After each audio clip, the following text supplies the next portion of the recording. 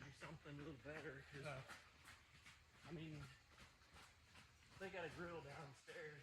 One of the underappreciated things about solo hiking is you never have to hustle your partner out of camp, because the only place you can dig a cat hole is right where you would be making eye contact the entire time. So that's where we spent the night. You could technically see us if you were looking close. The only person that might have noticed us was somebody who came by this morning with the dog, and the dog was just staring at me through the trees. I did have one of those radical vegetarian ticks on me this morning, the Lone Star tick. It was crawling on my leg while I was getting ready. I honestly think we're at more risk right now to ticks because they're not ever present. When they're ever present, like what you saw on the Mississippi trip up in Montana, or like the river to river, you're checking all the time. Here it gets easy to get complacent because while they're around, it's rare that you see them. Like before that Lone Star tick, I think the last one was just one of those little deer ticks climbing over one of the trail angels that met us a couple of days ago while we were sitting at a park bench. Stealth camps do tend to be a little more high stress than my standard, camping off in the wilderness. I know some people are like terrified of camping in the wilderness, but short of a, meteor strike level luck animal encounter, generally nothing's going to bother you out there. And I can just enjoy like being solo. Here, you never know. Maybe somebody saw us, maybe somebody comes by, maybe we have to hide in the bushes while the Ojai Gun Club is looking around for us, for a very specific example. Technically on that one, I was just looking for a place to camp and had not actually set up my bivvy yet. Both Jen and I would rather be camping outside more than we are. Somewhat it is just dealing with the realities of the section we're going through. This is nice going. Travel-wise, there are a lot of facilities, but as a result, camping just randomly out on some, side of a levee or something is not as easy to pull off, because people tend to be more aware that there are people going by. There is a certain amount of hostility to transient bikers, things like that, and an expectation that you're going to stay in the towns. That is part of the reason why we're doing the B&B tonight and then the hotel tomorrow, as much as we would rather kind of just be out in a tent somewhere. Interestingly enough, I was looking up something on the American Discovery Trail and ended up on a Reddit thread where somebody was asking about it. And they, similar to a good number of the people that seem to do this trail, were brand new and thinking, oh, that's got to be easier. It's a trail, it goes through civilization, no wilderness, right? And they had actually done it by running it. They were doing 25 to 40 miles a day and basically had a little fanny pack, no camping gear. And then they would either get to a town or they would just lie out for a couple of hours in the middle of the night until they could get to a town the next day. And particularly, at least so far, particularly if you were picky and flexible on the route, meaning, okay, well, the route goes through this state forest for a day and a half, I'll just run along the roads or something like that. I guess that would work. We do have more gear than we absolutely need. Like if we needed to lighten up as far as we possibly could, we could get rid of the camping gear, we could be carrying a little less food, go without a stove, and eat in town more. Part of why I have my normal, lightweight-ish, usually around 20 pounds, low 20s kit with me, is I want to do this a certain way, because that's the sort of thing I enjoy. I will go from hotel to hotel, town stay to town stay when I have to, but I don't want to do the Camino style things where you're hostel rack to hostel rack. I come out here to, camp, carry everything on my back, and travel. I'm willing to deal with less than ideal, to me, circumstances off and on. But it still feels satisfying because I am carrying everything. I do still have that sense of independence, even if the tent isn't being used for a few days here or there. And while this trail is not ideal as far as what I enjoy, wilderness camping, etc., I also like traveling. I like traveling distances under my own power. And the reality of trying to cross the U.S. east-west is that you do not have large wilderness corridors going that direction. So you kind of got to put up with some less than ideal circumstances. I actually have really enjoyed walking through the big cities. You kind of get a different feel for something going through like that. There are the occasional bad neighborhoods like Cahokia I could have done without, but those we generally move through pretty quick, and we have not actually had any point where I felt or we felt in danger. Just kind of those areas that have you on a bit higher alert. You got to remember, when people see us with packs, I don't think we are quite as much of a target. If you're going to rob somebody, you're probably better off getting a runner and a whole bunch of brand new fancy stuff who maybe has a wallet versus somebody that looks homeless with holes in their pants, etc. In general, I am a big believer in staying aware, managing risks, but I see so many cases where people justify basically never stepping foot outside of their house because XYZ is dangerous. I mean, the Mississippi was an amazing experience for us, and yet I can point to multiple social media posts that made mention of us when somebody caught sight of us, and said internet experts were with great authority saying that that is dangerous. People die being out there.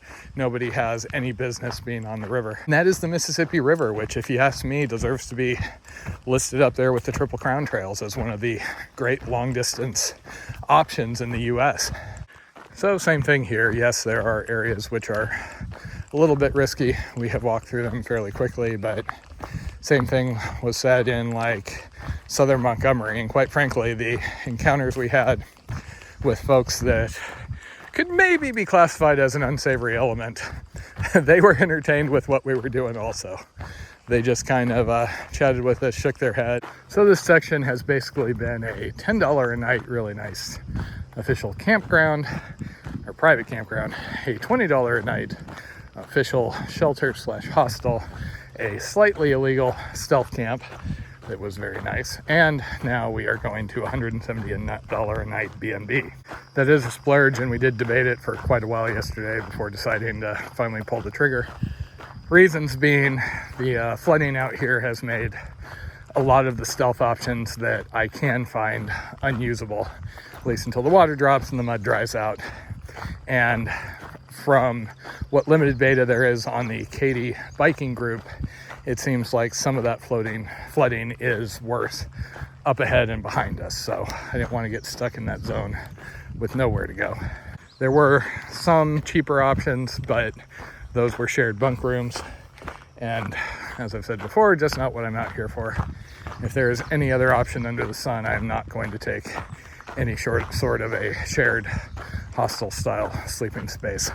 I just keep telling myself the further west I get, the more into my kind of usual stomping grounds I get, the easier the camping's going to be.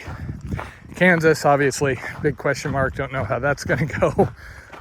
But once I'm in Colorado, I have spent a good amount of time on foot in Colorado. And especially as I get up into the mountains, I figure I will not be kind of forced into indoor accommodations near as often. Given my druthers, I would spread out any sort of indoor stay, 3 days to a week apart, just where I can get in, shower, recharge things, and then keep going in the morning. Speaking of Kansas, Jen is kind of dreading that. It has become a running joke, F yeah, Kansas to us. We have read some things which, at least one guy said it was his favorite state to hike across. I think probably because it's just kind of straightforward farm roads and you don't have a lot of barriers to progress, which I can totally relate to after Ohio, the river to river, etc. Others talk about, oh, well, part of the experience is meeting farmers along the way and getting to stay in their fields and things. If I had to guess, that is probably a female hiker who they tend to get approached a little more versus grungy bearded guys that look like a hobo. It was really boring to drive across Kansas. However, I have heard from others that Kansas is actually surprisingly pretty, so we'll see. I am figuring that the hardest part is probably just going to be the heat and the exposure, kind of similar to those days out in Indiana. But if you look on the satellite map, Kansas is where the wet-dry divide in the United States is. And I do significantly better in non-humid heat. When I am soaked in sweat, my body just can't get rid of the heat. I start dragging. Jen is not bothered quite as much by it, but she just doesn't sweat as much. So I kind of view it as, hey, I'm going towards drier climates. I at least have something to look forward to versus, Louisiana last year. It was hot, it was very humid, and we knew it was basically going to be that way for the remainder. So we just had to kind of live with it and drip.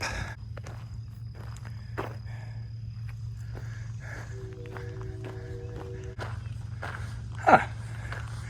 Now that is a very nice thing. Oh, that is hypnotizing. At least for the next couple of days, we're back to warm but reasonable weather. High 80s, low 90s.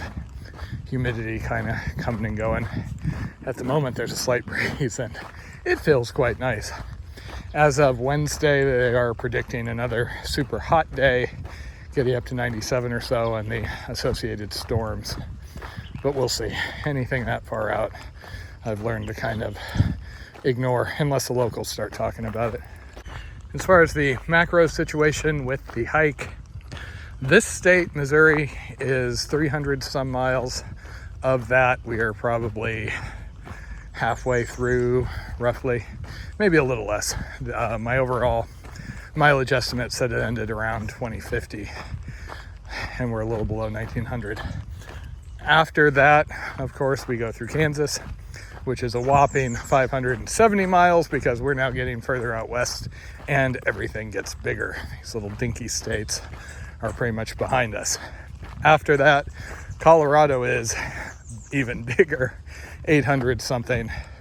And of that, the eastern side is basically just the same as Kansas, big open plains, things like that. And then the west side is where you're going through the Rockies and things go a little bit nuts. I'm kind of hoping I run into a CDT hiker or two, but we shall see. It's just a crapshoot.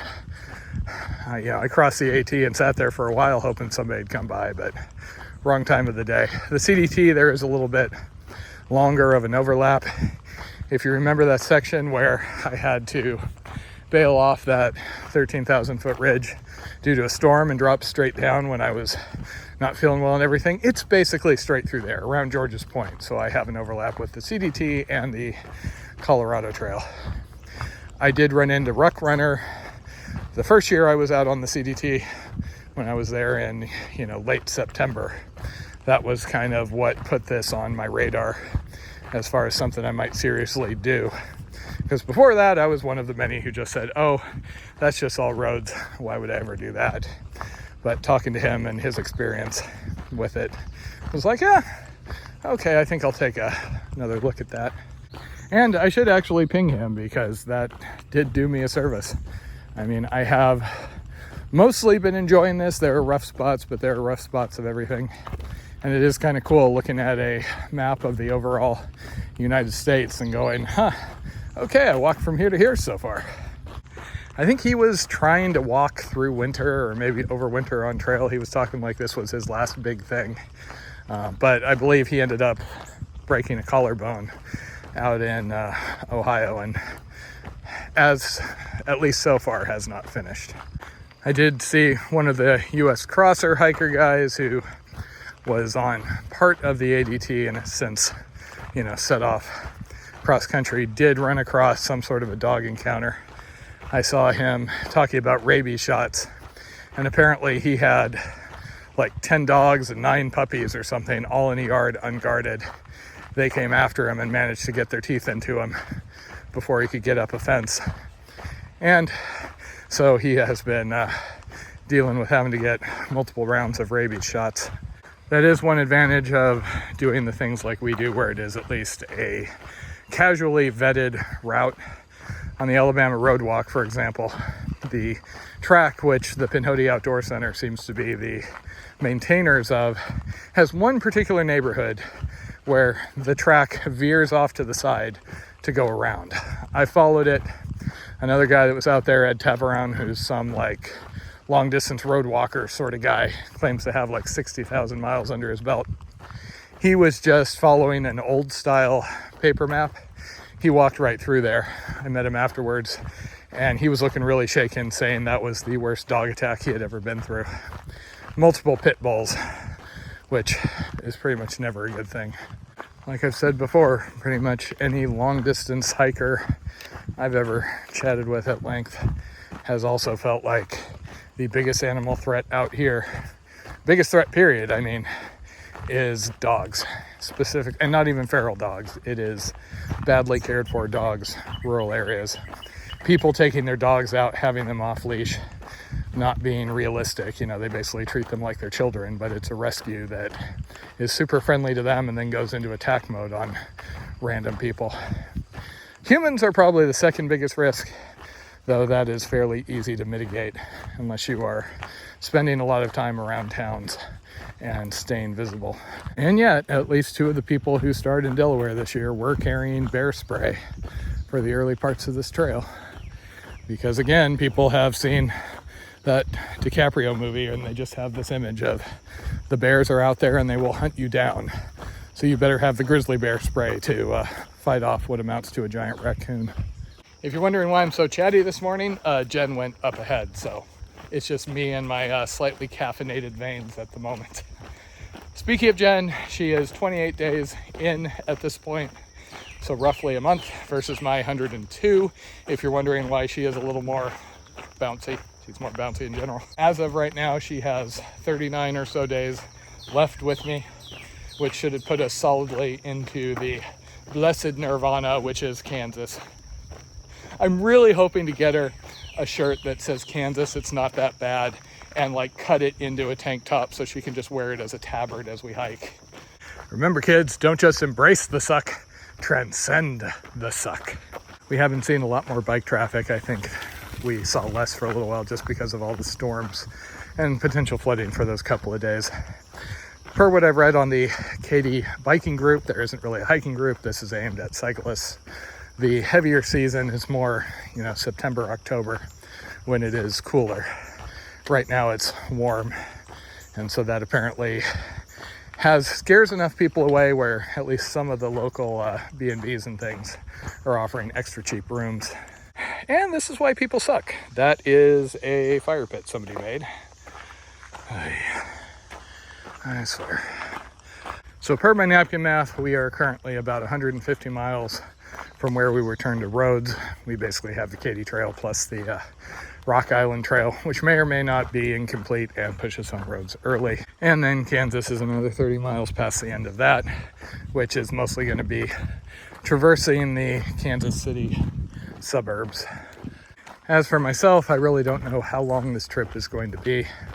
As I've been saying, my plan is to make best time, fast as I can, fewest breaks as I can manage, which I generally feel like I've been making. There's a couple of things I wish had gone better, but that's just part of the adventure. And I am intending to continue on until the weather gets problematic. I can go through some light snow. I can't go through, heavy snows in the Utah or Nevada highlands.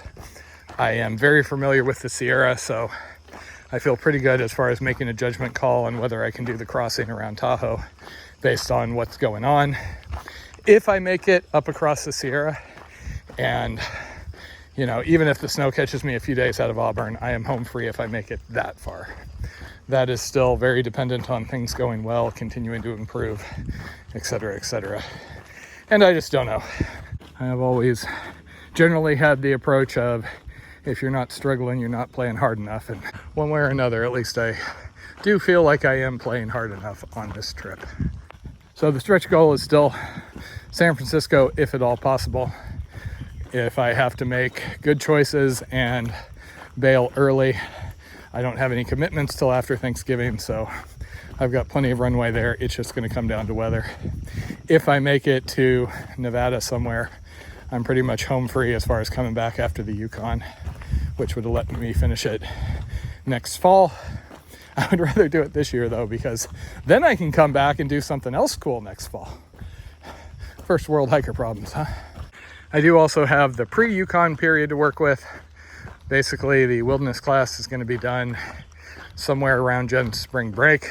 The timing is really annoying. It is blocking us doing something cool for spring break, but is what it is. The class rotates every 4 years, so this is just the bad combo.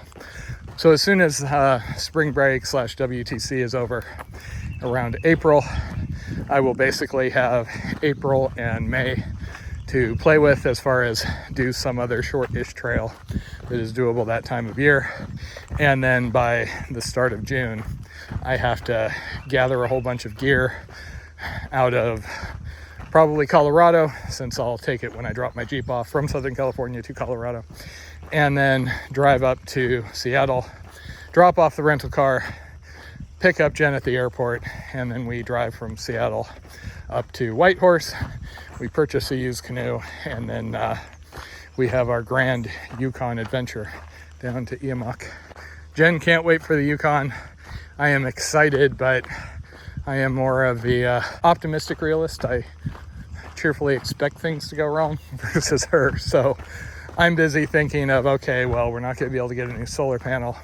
How many backups do we need to have? How are we balancing the amount of gear we're carrying versus the potential to need to portage?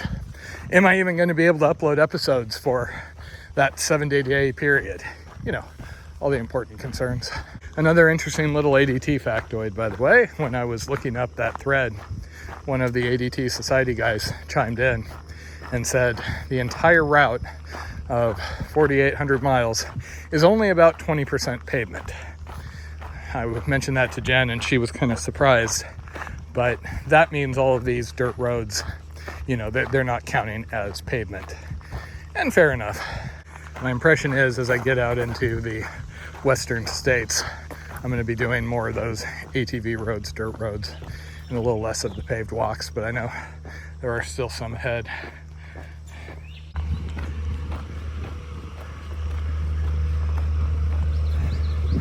In general, my review of the ADT so far has been not a hike I'd want to do every year, but I have been really enjoying it for its uniqueness. Oh, come on, we can swim. And now we have something I am highly interested in, a snack shack.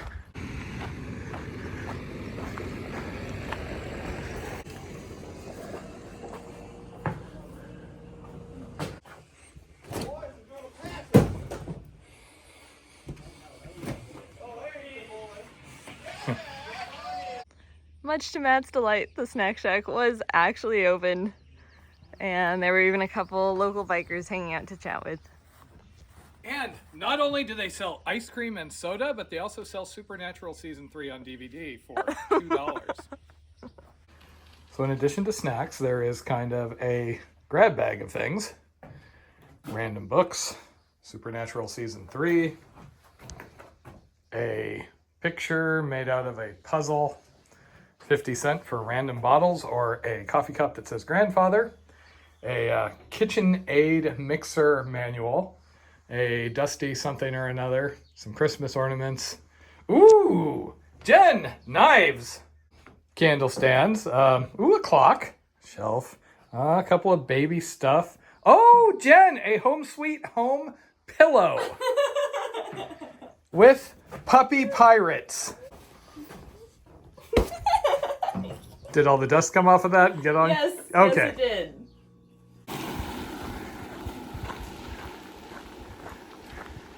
So you can see how much the water has dropped due to all the dead crops in that depression. So there is the road, and it's gotten a little Mississippi-ish, hence why people are zooming down this in trucks. So we were told by some cyclists who had come from up ahead that something was closed due to flooding, but I'm not sure I believe them.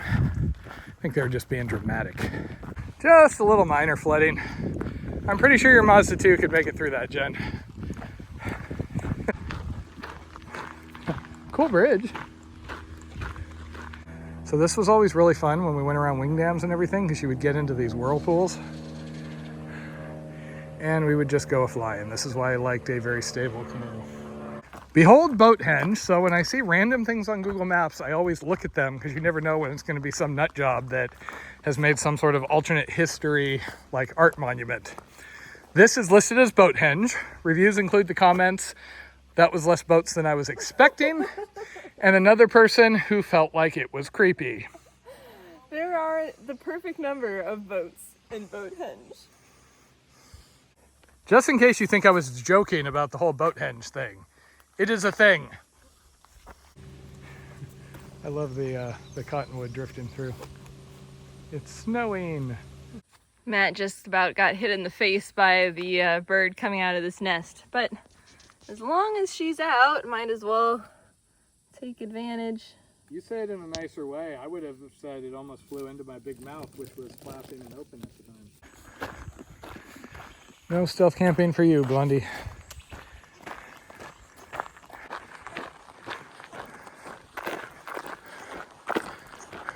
Has been interesting seeing just how on top of trail maintenance they are through here. When it was flooding, there were trees down the other day. They were coming through right after the storm, actively cleaning things up. And you know, this is a couple 100 miles worth of trail, which is basically counted as its own state park, I believe.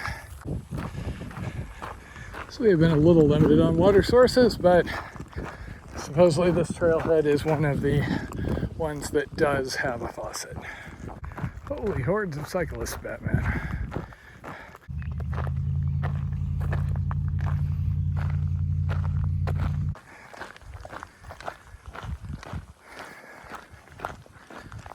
I just ran into two people who also did the AT 20 and 21, which was the year Jen and I was out there.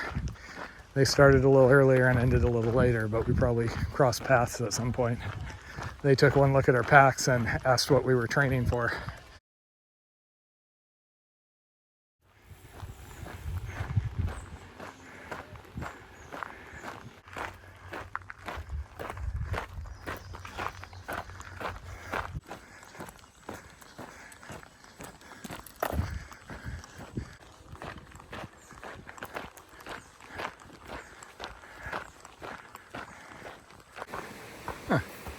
Almost missed this.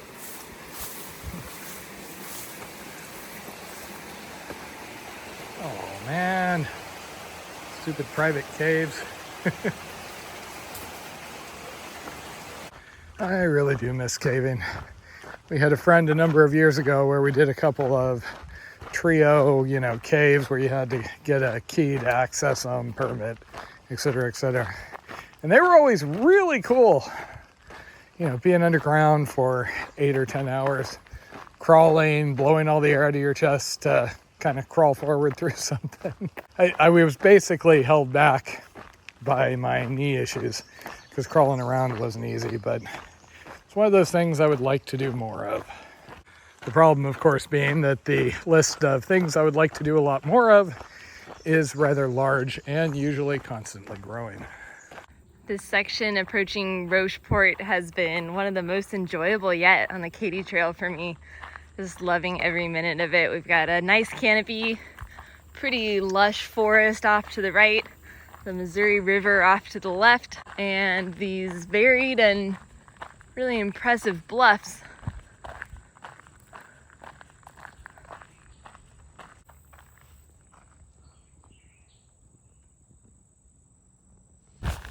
While this section hasn't been quite the most memorable overall for me, I will say that all the easy walking and relatively easy access to facilities has made the miles just kind of fly on by.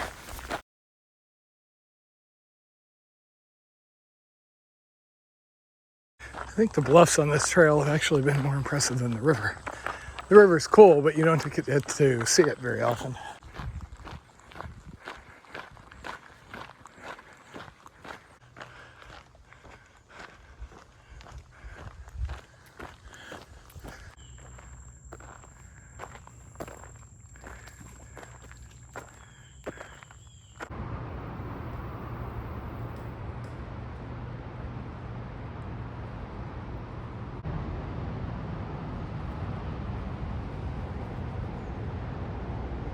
Well, that is interesting because I was actually checking the find a ship map and it wasn't listing any tow barges or anything, at least as of a couple of days ago. I figured they must have them in some places. So I think I may have actually driven over this bridge when I was on my way out here. Also, once again, this river is just spectacular to watch.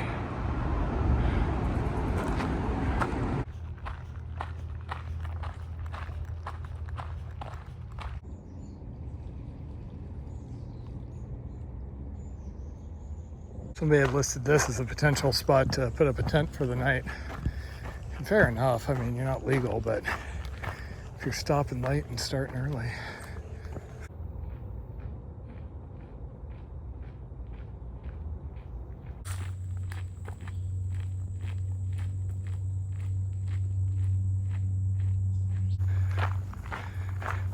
These are more exciting in the desert where there's sometimes actually explosives. Lots of things are more exciting in the desert.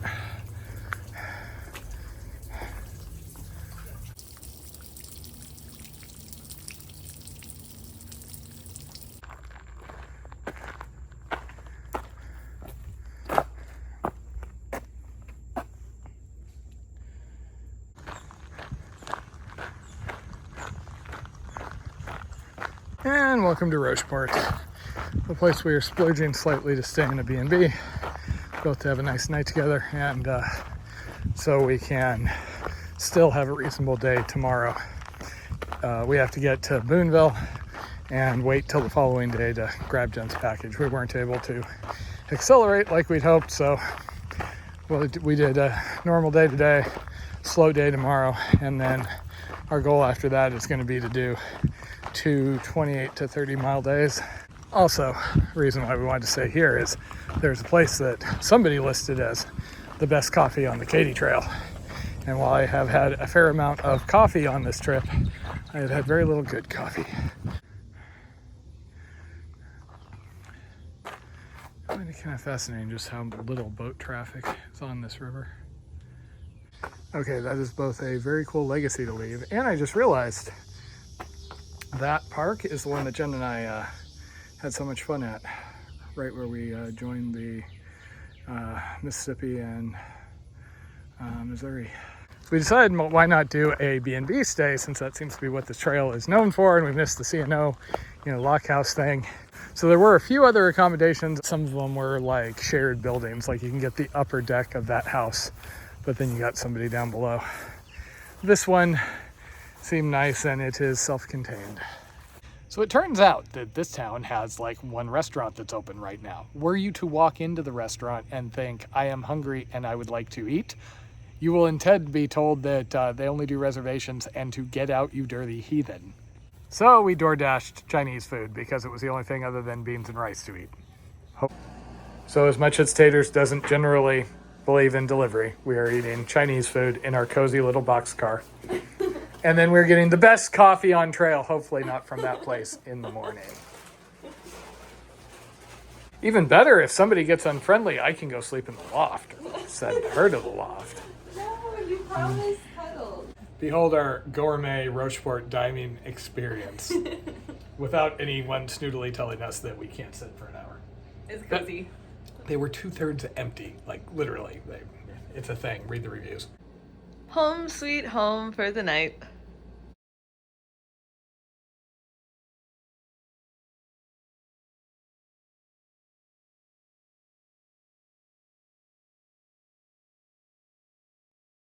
The couple of courses I can remember where the professor was on meth were really high energy. Bad teeth, though.